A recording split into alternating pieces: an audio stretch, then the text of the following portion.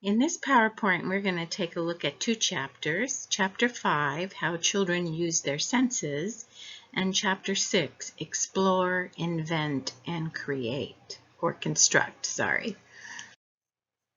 So in Chapter 5, How Children Use Their Senses, we're going to look at a quote by Rachel Carson.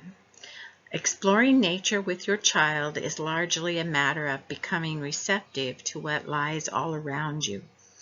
It is learning again to use your eyes, ears, nostrils, and fingertips, opening up the unused channels of sensory impression.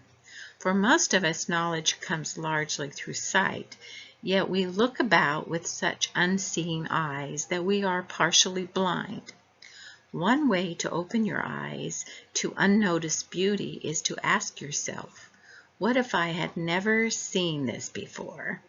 Or what if I knew I would never see it again? So what we need to do as adults is learn to see what children see. They see a world of magic and discovery, and every time they see it, it's like seeing it for the first time, and sometimes it is the first time. Unfortunately, adults' response to sensory exploration is most often what a mess, and we're talking about the children's sensory exploration. Because children will mix, spill, splash, bang, crash, take apart, and widely spread the stuff of the world that they're exploring. Helen Keller says, senses are the way we come to know about the richness of life in the past and present. As adults, we tend to have shallow or very limited sensory experiences, and we abandon experiencing things sensually quickly. We move on. Because of our approach, we tend to limit the experiences the children have. This especially happens if we're using packaged curriculum. Let's take a look at some of the examples in your textbook. We're going to look at page 83, The Magic of a Sponge. Lorna offered her group of babies some dry sponges and tubs with a small amount of water in them. The children were immediately interested in this new material. They approached the hard, waterless sponges with great curiosity, and intense exploration began. They had serious looks on their faces, and you can see that if you look at the photographs on page 83. As they examined the sponges closely while they were still dry, and then quickly put them in the water. They manipulated the sponges, intently watching as the sponges absorbed the water.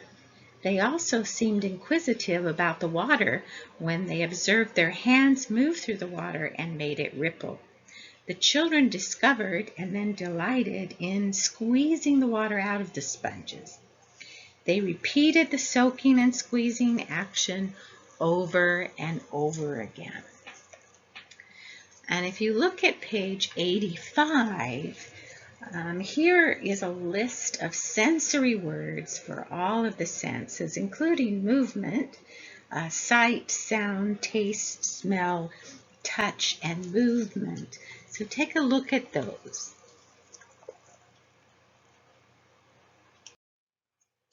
Now let's look at Chapter 6, Explore, Invent, and Construct.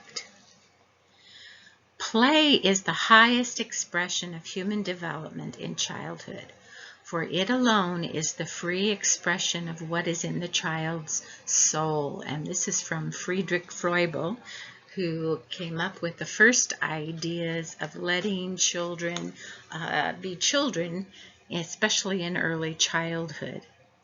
Children look at everything in an exciting new way. They are not full of worry or obligations. This can make our day as adults exciting if we pay attention. This can give us as adults a new look for the future. Keep in mind that children have no established labels, no expectations for use, and established responses to the world.